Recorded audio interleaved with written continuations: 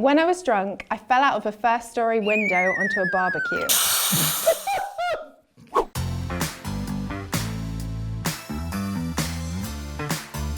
Who's found themselves absolutely legless after bottomless brunch or in some pretty pooey, sometimes literally, situations after the third round of tequila shots? Today we'll confess our sins, 2 drunken truths and 1 outrageous lie. So let's play 2 truths and a lie, drinking confessions.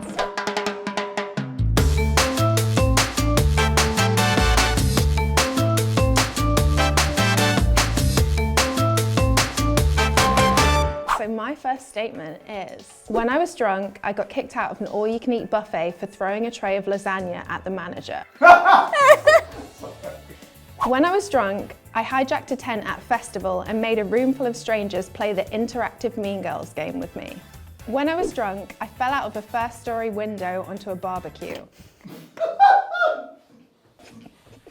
Was the barbecue on, and if so, what was on the barbecue? That's the question I get all the time. So the barbecue was not lit. It was an off barbecue. It was an unlit barbecue. It was an unlit barbecue. Were you at a party? How did you even fall? So I really needed a wee, and someone was in the toilet. So logic said that I perched my little butt on the windowsill, started doing a pee, and then karma and gravity conspired against me. Oh, wow. And that's how I got this scar. Oh, you've got evidence, okay. Can you explain what the interactive Mean Girls game is? Yeah, so the interactive Mean Girls game is a game where you come up on stage and you say a quote from Mean Girls, and if you get it wrong, I spank you. And if you get it right, I spank you. That sounds like something you would do. I feel like that's probably truthful. Can you describe the people in the tent that you played interactive Mean Girls with? It was a really big tent full of life-size teddy bears. It was called the Cuddle Puddle at a festival, and everyone was asleep. It was like 6 a.m. I just got on stage and said, "Wake up guys, it's time to play the interactive Mean Girls game." So you went on stage, or you were in the tent when you played this game? There was a stage in the tent. Did you get in trouble with security? At Burning Man? Yes. No. I don't think there's security there. How many ballpark people do you think you ended up spanking? About 6. 6 people? Only 6, I know. What was kind of going through your mind when you went to throw the tray of lasagna? Can you talk me through your thought process of that?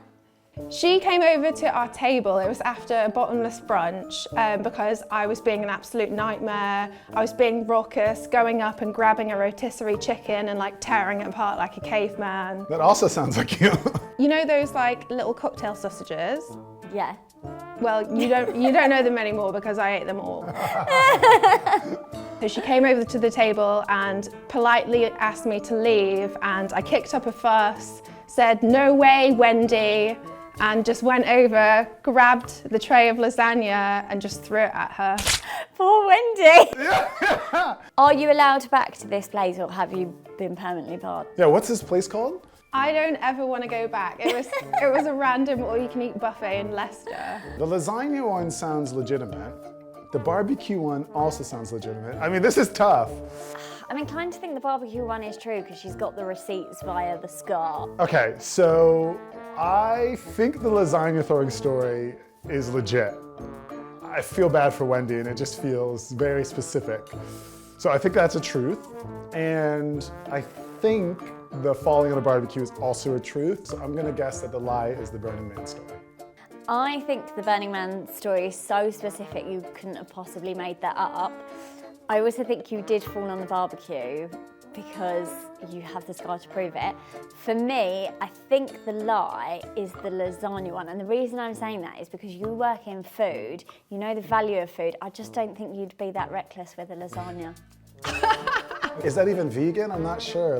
This was before I was vegan. Now I'm a sober vegan. Everyone's favorite party guest. So the barbecue story is true. Yes. And the Burning Man story is true. Yes! Nailed it. Well done, Millie. So the lasagna story was a lie. Yay. Poor Wendy. Wendy is a figment of my imagination. Oh, Wendy. And I would never throw lasagna at someone. See, this is what I said. But you would spank someone, just to be clear. Sure.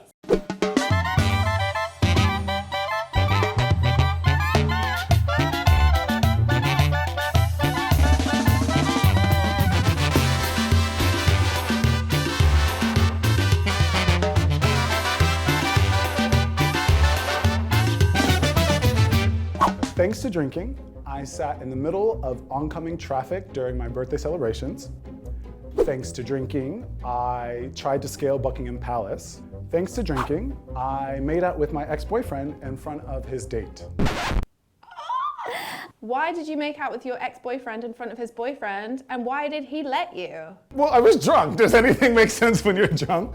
No, it's not an excuse when you're drunk to do anything, but we had just recently broken up and I was living in Australia, so I was a bit of a free bird and he was just there. I don't even know if it was actually his boyfriend. It was somebody who he brought to a club or the bar, so I sort of just really wanted to kiss him. I guess I missed him. Oh, that's kind of cute. So scaling Buckingham Palace, like how far did you get with that? Did security come out, or were you successful? So I was not successful. At the northeastern gate where you have the soldiers standing for all the tourists to come take pictures, that is where I tried to scale it. It was one fateful evening in February and I was out of my mind. And I had just seen an episode of The Crown and I told my friend, oh my gosh, I want to see the Queen. I made it only halfway up before security came and pulled me down and I had to do mandated 50 hours of community service for it. Oh, that's actually convinced me. I thought that one was definitely the lie, now I'm not so sure. Oh, what did you have to do for your community service? Surprisingly, you get options. It's sort of like a la carte. And so my options were I could either work mentoring youth in a local jail, or I could pick up trash and, you know, the sort of classic. So I chose the mentorship. Wow. You somehow turned this into a nice story and I'm not sure how. Huh, okay. I don't know, they're all quite convincing. What road were you sat in? So this was back when I was at university. And the thing about cars is that I just love how they move past you so quickly and it's just like blurred light. And so it wasn't like suicidal or anything like that. I just really, honestly, I just wanted to give the cars a hug. And so eventually a bus came, one of the school buses, and was just honking its horn. And my friends pulled me out of the road. And then I went on to continue my celebrations. I'm pretty sure it was during my birthday. You're pretty sure it was during your birthday. How can you be unsure that it was your birthday? I am sure that it was my birthday week celebration when that happened. Okay, Millie, have you made up your mind? I don't think you scaled Buckingham Palace. Although, I don't know why you would want to hug moving cars. I'm gonna go for Buckingham Palace, not true. You were both right. I did not scale Buckingham Palace. So that is a story I tell people when they ask me why I stopped drinking. I tell them that it was court ordered that I stopped drinking because I tried to scale Buckingham Palace, but that story is not true at all. The story of me kissing my ex in an Australian bar is very true, although years ago. And yes, I did have a fascination with cars. I just love seeing fast-moving cars and I wanted to hug them, yeah.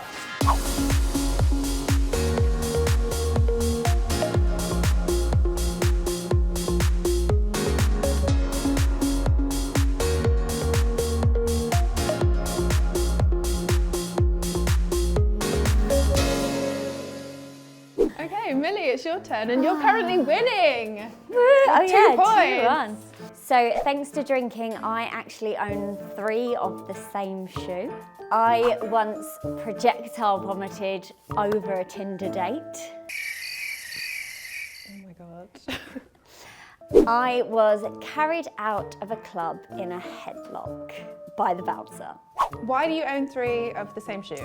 So I was wearing these new shoes and I absolutely loved them. They were like Kurt Geiger and I was a student at the time, so they felt very expensive.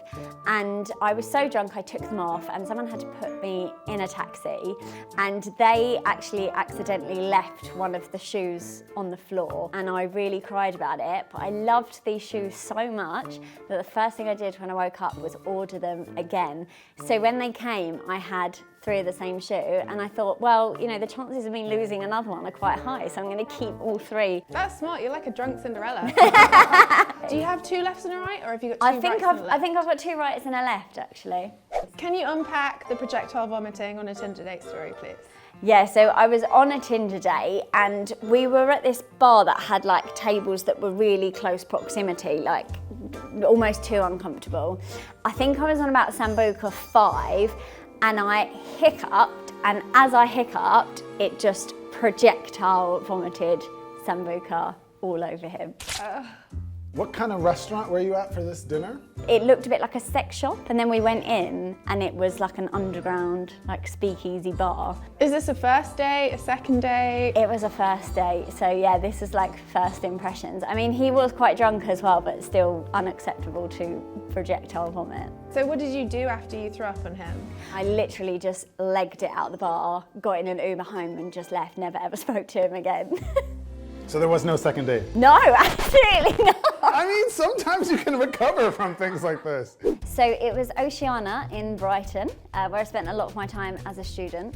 It had been like a Greek and Roman social, so I was wearing a toga, and we decided blanket all night rule was that you could only drink red wine. So by this point, I reckon I'd drunk about 10 glasses of red wine, and I always wanted to be that last person at the party. They said, no, come on, we need to go home, and I point blank refused to leave. So they actually went over to a bouncer and said, look, our friend will not leave.